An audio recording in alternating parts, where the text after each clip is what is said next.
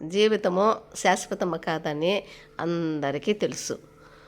నాకు ఉద్యోగము రాకముందు నేను పూతలపట్టులో ఉండేదాన్ని. పూతలపట్టులో ఉండేటప్పుడు మా బంధువులు ఉండేవాళ్ళు. వాళ్ళు ఆడపిల్లలు 4, 5 మంది ఉండేవాళ్ళు. వాళ్ళ ఇంట్లో వాళ్ళు ఎప్పుడైనా వచ్చి నాతో మాట్లాడేవాళ్ళు. నేను ఇంట్లోనే ఉంటాను కాబట్టి మధ్యాహ్నం వచ్చి ఏదైనా నవల్స్ గురించి, యుద్ధన పొడి నవల్సు, కోడేరు కౌశల్యాదేవి, ఇట్లా ఎండమూరి వీరేంద్రనాథ్, ఇట్లా నవల్స్ అవి ఇవి ఎక్కువగా నేను బాగా చదివేదాన్ని. నా దగ్గర వాళ్ళు బుక్స్ కూడా తీసుకొని వెళ్ళేవాళ్ళు. మా పాప వాళ్ళు స్కూల్లో లైబ్రరీలో నాకు కావాల్సిన బుక్స్ అప్పుడప్పుడు తెచ్చి ఇచ్చేవాళ్ళు. అలా పరిచయం వాళ్ళు దండైనట్టుగా వాళ్ళు కొంచెము దూరపు బంధువులు. వాళ్ళు వాళ్ళు ఆడపిల్లలు తండ్రి కూడా గవర్నమెంట్ ఉద్యోగం చేసి రిటైర్డ్ అయిపోయి ఆయన హౌస్ కొంచెం స్మాల్ హౌస్ అయినా బాగా బ్యూటిఫుల్గా కట్టుకొని అక్కడ వాళ్ళు ఇంటికి పక్కనే ఒక చిన్నపాటి గార్డెను, ఒక చిన్న స్టేజ్ లాగా కట్టుకున్నాడు. అంటే చిన్నపాటి ఫంక్షన్స్, ఏవైనా బర్త్డేలు, చిన్నవి దేవుడి పూజలు అవి ఇవి కూడా వాళ్ళు ఇంటి దగ్గర ఆవరణలోనే వాళ్ళు ఫంక్షన్స్ కూడా చిన్నవి చేసుకునేవాళ్ళు. ఆయన రిటైర్డ్ అయిపోయారు ఆ టీచరు. ఆయన కూడా వచ్చి మధ్యాహ్నము నా దగ్గర కూర్చొని చాలా విషయాలు, అవి చిన్నప్పుడు స్కూల్లో ఎలా చదువుకునింది, చిన్నప్పటి జ్ఞాపకాలు, వాళ్ళ ఫ్యామిలీ విషయాలు అవన్నీ కూడా నాతో ముచ్చట్లో చెప్పుకునేవాడు. ఆయన ఏం చేశాడంటే ఆయన కూతుర్ని ఇచ్చి వాళ్ళ భార్యకు తమ్మునికి ఇచ్చి చేశారు పెళ్ళి. వాళ్ళు మెడ్రాస్లో ఉంటారు. ఆ పాప పేరు కౌశల్యాదేవి. ఆ అమ్మాయి కూడా చాలా మంచిది, చాలా బాగా చదువుకుంది. ఆడపిల్లలు బాగా చదువుకున్నారు, అందరూ కూడా బాగా చదువుకున్నారు. ఆ పాప వాళ్ళ వాళ్ళ మేనమామ, అమ్మకు తమ్ముడు అంటే మేనమామ, ఆయన ఈమెను వద్దన్నారు. వద్దు, నేను పెళ్లి చేసుకుని నాకు వద్దు అని చెప్పేసి అన్నారు. అంటే కూడా పెద్దవాళ్ళు ఎలానో చెప్పి పెళ్లి చేశారు. ఆమె మెడ్రాస్ కాపురం వెళ్ళిపోయింది. మెడ్రాస్ కాపురం వెళ్ళిపోయాక బాగా ఆమె అక్కడ స్థిరపడిపోయింది మెడ్రాస్లోనే.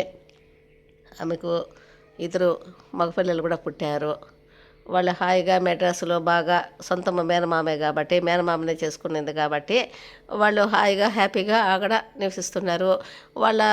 ఆయన ఇక్కడ రిటైర్డ్ అయిపోయేసి వాళ్ళ ఫాదరు ఇక్కడ పూతలపట్టులోనే ఉన్నారు. ఆయన ఏం చేస్తాడంటే రోజు కొన్ని ఆరోగ్య నియమాలు పాటించేవాడు బాగా. ఎందుకంటే తినే ఆహారంలో కానీ ఆ ఫుడ్ను బాగా మెయింటైన్ చేస్తూ ఎక్సర్సైజ్ చేసి వాకింగ్ చేసేవాడు. అలా చేయడం వల్ల అతనికి ఎలాంటి ప్రాబ్లమ్స్ కూడా ఉండేది లేదు. ఏం చేశారంటే ఆయన ఒకసారి అట్లా పూతలపట్టులో అట్లా చిత్తూరు సైడ్ రూట్ పక్కన బాగా అట్లా నడుచుకుంటూ వెళ్ళేవాడు ఏదో. కానీ మనకు ఏం జరుగుతుందో ఏమో కూడా మనకు తెలియదు. తెలిస్తే మనము ఏది కూడా పొరపాటు చేయము, ప్రాణం మీద కూడా తెచ్చుకోము కదా, అంతా విధిరాత అనుకోవాలి. ఆయన ఏం చేశారంటే మామూలుగా నడుచుకుంటూ ఊర్లోనే తిరిగినా బాగుండేదేమో. అలా లేకుండా ఏం చేస్తారంటే అట్లా చిత్తూరు సైడు అట్లా పోలీస్ స్టేషన్ కూడా ఉంది చిత్తూరు సైడు. పూతలపట్టు నుంచి స్కూల్కు, జెడ్పై స్కూల్కు స్ట్రైట్గా నడుచుకుంటూ వెళ్ళారు. రోజు వెళ్ళే వాకింగ్ కదా. ఆ రోజు వీళ్ళకి ఏమైందంటే ఆయన ఏదో కొట్టేసింది. అది లారీనో బస్సో కొట్టేసింది. అప్పుడు నేను పుత్తూరులోనే ఎక్కడో వెళ్ళాను. నేను ఒక ఊరికి ఏదో ఒక టెంపుల్కి ఏమో వెళ్ళాను నేను. అప్పుడు నాకు తెలిసింది, చెప్పారు. తర్వాత ఏమైందంటే కొట్టేశాక ఆయన చనిపోయిన తర్వాత చాలా బాధ వేసింది నాకు. ఆయన తీసుకొని వచ్చారు, ఇంటికి తీసుకొచ్చాక చాలా బాధేసింది. ఆయన ఉండేటుండే చనిపోయాడంటే ఎవరికైనా బాధేస్తుంది కదా.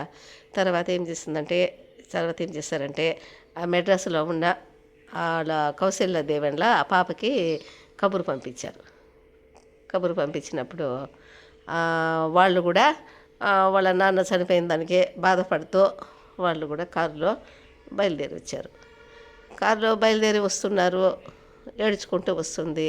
తండ్రి చనిపోయాడు, ఉన్నట్టుండి చనిపోయాడు కదా, యాక్సిడెంట్లో చనిపోతే బాధ కదా. ఏదన్నా అనారోగ్యంతో చనిపోయినా కొంచెము ఆలోచిస్తారు, బాగలేదు నాన్న పోయాడు అనుకుంటారు. కానీ యాక్సిడెంట్లో ఉన్నట్టుండి పాపము ఆయన చనిపోయాడు. బాగా హెల్త్ విషయంలో కూడా బాగా ఇంట్రెస్ట్గా ఆరోగ్యం కాపాడుకున్నాడు. ప్రమాదంలో చనిపోయాడు. అప్పుడు వస్తుంటే వాళ్ళు కారులో వస్తున్నారు. కారులో వస్తూ అమ్మాయి ఏడ్చుకుంటూ వస్తుంది కౌసల్య. వచ్చే కొద్దికి రాణిపేట అనే ఊరు వస్తుంది మెడ్రాస్ నుంచి. ఆ రాణిపేట దగ్గర వచ్చిన తర్వాత అమ్మాయి ఏం చేసిందంటే ఇట్లా విండో సైడు కూర్చోండింది. ఆమె విండో సైడు రైట్ సైడ్ కూర్చోండే మనిషి రాణిపేటకు వచ్చిన తర్వాత వాళ్ళు ఏదో దిగి కొంచెము టీలు అవి ఇవి తాగి కొంచెము బాధపడుకుంటూ ఎట్లో వాళ్ళు బయలుదేరారు. అప్పుడేం చేసిందంటే అమ్మాయి కొంచెం రైట్ సైడ్ కూర్చోండే మనిషి ఆ తర్వాత ఇంకొక సైడ్ లెఫ్ట్ సైడ్ పోయి విండోస్ సైడ్ కూర్చునింది. కారులో ఇట్లా విండోస్ పక్క కూర్చునే కొద్దికి వస్తున్నారు, చిత్తూరుకి వస్తున్నారు. చిత్తూరుకి వచ్చేటప్పుడు లారీ వాళ్ళకు ఆపోజిట్ వచ్చి ఆ కారును కొట్టేసింది. కారును కొట్టేసే కొద్దికి ఆ కారులో అందరూ బతికారు. ఆ కౌశల్యాదేవి అనే అమ్మాయి చనిపోయింది. తండ్రి చనిపోతే రావడానికి వస్తుంది, ఏడ్చుకుంటూ వస్తుంది. మార్గ మధ్యములో కొద్దిగా సీటు చేంజ్ చేసింది. ఆ సీటు చేంజ్ చేయకుండా ఉంటే ఆమె ప్లేస్లో వేరే వాళ్ళు చనిపోయేవారు. ఎంత భయంకరమైన బాధ అంటే ఆ రోజుల్లో ఆ అమ్మాయి చనిపోయింది. తండ్రి శవమ దగ్గరికి ఆ అమ్మాయి చూడాలనేసి తండ్రిని చూడాలనేసి వస్తూ ఆమె శవమయ్యి తండ్రి దగ్గరికి వచ్చింది. వాళ్ళిద్దరి పాడెలు పక్కపక్కలో పండబెట్టి ఎంత బాధ అనిపిస్తుందో వాళ్ళని ఇద్దరిని దానం చేశారు. అట్లా విధిరాతను ఎవరూ తప్పించలేరేమో, కానీ ఇటువంటి సంఘటనలు చాలా జరుగుతుంటాయి. ఇప్పుడు కూడా భయంకరంగా ప్రమాదాలు అవి ఇవి జరుగుతున్నాయి. ఈ నవంబరు డిసెంబర్లో ఈ టైంలో ఎక్కడ దైవంచి వెళ్ళొద్దండి. కనీసం కొందరికి కారులో వస్తుంటే కూడా మనం జాగ్రత్తగా ఉంటే కూడా అవతల వాళ్ళు జాగ్రత్తగా ఉండరు. ఇప్పుడు ఎక్కువగా మంచు ఉంటుంది. ఈ కార్లో అయితే మనము ఇది ఏసీ వేసుకున్నా కూడా మనకు మంచు వల్ల మనకు అదంతా కొంచెము కనిపిస్తాయి, గ్లాసెస్ అవి కనిపిస్తాయి. మంచు వల్ల మనకు రోడ్లు బాగా కనిపించినప్పుడు కూడా మనము ఇది ఏసీ వేసుకున్నామంటే కొంచెము క్లియర్గా కనిపిస్తుంది. కానీ మామూలు బండ్లో ఏసీలు ఉండవు కదా, వాళ్ళు కూడా వెళుతుంటారు. కొంచెము జాగ్రత్తగా వెళ్ళాలి. అజాగ్రత్త వల్లనే ఇప్పుడు ఎప్పుడు కూడా ఇయర్ ఎండింగ్లో ప్రమాదాలు జరుగుతాయి. విధిరాతను ఎవరూ తప్పించలేరు. కానీ మనము అలా జరగకుండా ఉంటే బాగుండు అనుకుంటామే, కానీ జరగాల్సినవన్నీ జరిగిపోతాయి. ఉన్నట్టుండే మనుషులు దూరం అయిపోతే తట్టుకోలేకపోతాము. మనకు పరిచయం లేకపోయినా కూడా ఉన్నట్టుండే మనుషులు దూరమైనారంటే భలే బాధ, ఆలోచన అనేది వస్తుంది. కాబట్టి అందరూ కూడా కొంచెం జాగ్రత్తగా ఇయర్ ఎండింగ్లో మాత్రం డ్రైవర్ చేసేటప్పుడు చాలా జాగ్రత్తగా డ్రైవింగ్ చేసుకోండి. చాలా డేంజరస్గా ఉంటుంది. ఇయర్ ఎండింగ్లో చాలా కష్టం అనిపిస్తుంది. ఈ టార్గెట్ లాగా ఇయర్ ఎండింగ్లో భగవంతుడు కొందరికి ఆయుష్ అనేది లేకుండా పోతుంది. దేవుడు మనం ఎందుకు అలా చేస్తాడో ఏమిటో, కర్మఫలమో, ఎవరెవరు ఏం చేశారో ఏమిటో, విధిరాతను ఎవరు తప్పించలేరు అంటారు కదా.